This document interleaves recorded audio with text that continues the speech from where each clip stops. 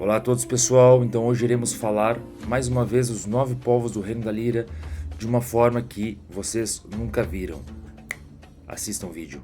Então, pessoal, brevemente iremos falar sobre os 9 povos do Reino da Líria, conectando-os a, por exemplo, 9 impérios ou 9 manifestações sociais, culturais que tivemos ao longo da história.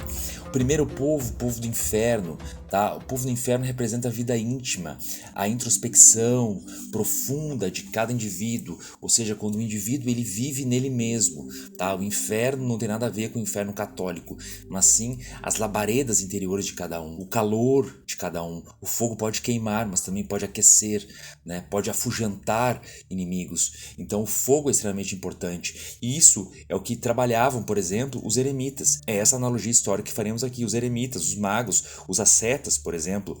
Tá? Um exemplo de mago, né, da antiguidade é Melquisedeque, né? Aquele que influenciou, que ensinou Abraão a fazer o ritual do vinho e do pão, por exemplo. Tá? O ritual do vinho e do pão não é de Jesus, mas sim de Melquisedeque, né? Que foi o primeiro rei de Salém, de Jerusalém antigamente. Tá? Buda também é outra referência. Tá?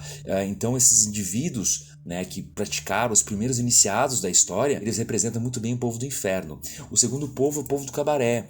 Sabemos que o cabaré representa a nossa casa, o nosso lar, nossa vida íntima com outras pessoas, tá? Enquanto que o povo do inferno representa a intimidade interior do indivíduo para com ele mesmo, o povo do cabaré representa o indivíduo para com ele mesmo, mas também em relação ao outro e também em relação ao inferno do outro.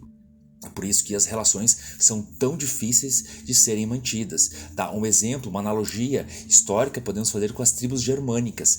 Aquela questão clânica, né? a busca tribal, da sobrevivência da tribo, né? O acolhimento da mulher, a proteção da mulher, né? O matriarcado surge aí, também surge com o povo celta, mas deixamos aqui primeiro com a questão germânica, pois a questão germânica, a questão viking, né, é muito forte nessa questão clânica de proteção dos filhos, proteção da geração futura. Então eles são os maiores representantes do povo do cabaré. Já o povo dos malandros, que representa o indivíduo levando os seus conhecimentos do povo do cabaré, tá? De sua casa, e também os seus conhecimentos, os seus aprendizados internos, interiores com o povo do inferno. O povo dos malandros já é representado muito mais pela pirataria, né? Pelos piratas que viveram e ainda vivem ainda, né? Mas que tiveram seu apogeu, tá? Entre o século XVII e o século XVIII. Tá? Os piratas caribenhos podemos citar aqui, tá? Não estou falando de piratas do Caribe, mas piratas do Caribe representam muito bem essa questão da pirataria, essa questão da amoralidade. Então, o povo dos malandros, os malandros eles devem ser amorais para poderem sobreviver. E malandro é malandro e mané é mané. Tem um mané que vai ser moral ou imoral, já o malandro é amoral, né? Esse é o grande segredo dos malandros. Então, esses piratas, eles tinham que sobreviver a todo custo, né? Eles não tinham, eles eram escravos em suas terras, então eles iam para o alto mar. Então essa audácia e esperteza, né, de sobreviver em ambientes hostis é a característica dos malandros e representada pelos piratas caribenhos. Então o povo do lixo também agora, nós temos também essa questão da readaptação, da reformulação, a transmutação, a purificação, a reciclagem, né? E o povo que mais representa isso, ao meu ver, é o povo grego. Não tanto os filósofos gregos, mas os magos gregos, né? Peguemos o exemplo do Templo de Delfos, onde as mulheres incorporavam, recebiam informações de Apolo através de emanações de vapores, né? De enxofre altamente tóxico. Né? Então, eles trabalhavam no Templo de Delfos, as mulheres trabalhavam com essa coisa do lixo que vem das profundezas, né? Dessa queima que vem. Então, elas profetizavam em nome de Apolo muitas mudanças para o povo. Posteriormente, seguindo a mesma sequência, nós temos o povo da Lira. O povo da Lira é aquele que intermedia tudo.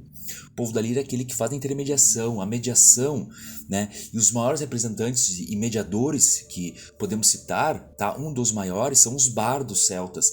Se falamos antes de vikings, agora estamos falando dos bardos. O cancioneiro popular, é também aquele criador de cordéis, né, no Nordeste. Então, a ação, a vida e a permanência da história de um povo, de uma cultura, de uma nação, ela é contida e está contida e sempre estará a partir daqueles que preservam a história, né? Não existe cultura sem os preservadores da cultura, aqueles que transmitem e relembram. Então, os bardos são os maiores representantes, né? São os poetas, os músicos, aqueles que transmitem a história, que preservam a cultura de um povo. Então, este é o povo da lira, representado pelos bardos, os bardos celtas, Península Ibérica e Reino Unido. O povo do luar agora, pessoal, simboliza a idealização de projetos. É quando a pessoa ela sai do povo da lira e ela começa a planejar as coisas. Ela vê o passado, ela vê a cultura, ela vê o que pode fazer junto daquele povo, mas ela também pode almejar outros povos, outras conquistas. Então o povo do luar pode ser representado analogicamente na história pelos filósofos da República de Platão, né? Pode ser por Aristóteles também, Sócrates. Então essa idealização, a política, né, que é o bem do povo, ela transcende o indivíduo, mas atende o indivíduo ao mesmo tempo. Então a política é isso. Às vezes o povo do luar pode ser um pouco utópico, né? A pessoa ela pode idealizar demais um mundo perfeito, mas logo depois, no próximo povo, a gente vai ver que isso cai por terra. Justamente porque a idealização ela é importante, ela é boa, pessoal, mas devemos ter os pés no chão, né? E isso, quem vai nos mostrar é justamente o próximo povo, o povo dos ciganos. A gente sabe que o povo dos ciganos surge na Índia, né? Mas aqui não vai entrar a Índia como representante principal, mas sim justamente os fenícios. Por que os fenícios? Os fenícios poderiam também representar o povo do comércio e representam muito bem, mas os fenícios que percorreram o mundo inteiro, temos registros, né, e fortes evidências históricas de que os fenícios estiveram até no Brasil, no Rio de Janeiro, tá? Então os fenícios, eles são um povo que viveu ali no norte de Israel e a região do Líbano, que conhecemos hoje, tá? Na era do ferro ainda, na idade do ferro. Então os fenícios, eles tinham essa questão do mercantilismo, exatamente como os ciganos têm. Então os ciganos, eles são como os fenícios modernos, né? Eles foram os fenícios modernos e eles representam essa coisa do cigano que se adapta, que vai para outras terras e tenta entender a cultura e transmitir a cultura ao mesmo tempo. E por falar em ciganos, nós vamos ter depois o povo do Oriente.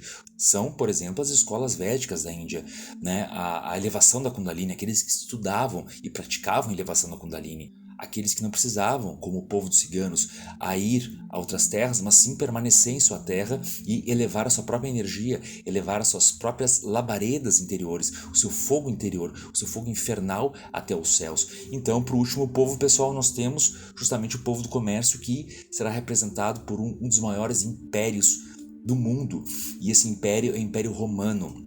Tá? Que teve seu apogeu entre o século I a.C. até o século V d.C.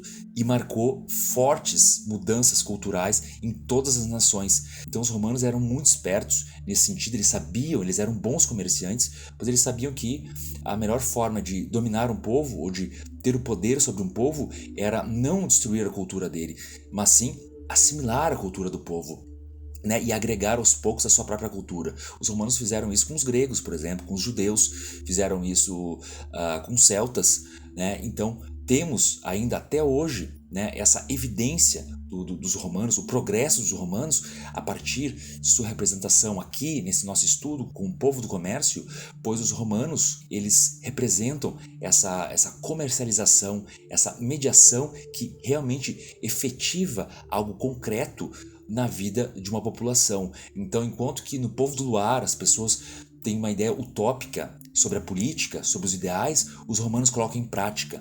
E aí a gente vê a realidade como ela é. Então o Império Romano mostra isso, juntamente com o povo do comércio. Então, para aqueles que desejam trabalhar com o povo do comércio, preste atenção nisso, pois o comércio é duro, o comércio não é fácil, o comércio é amoral e ético ao mesmo tempo. Essa foi a representação dos 9 povos, pessoal. Espero que tenham gostado.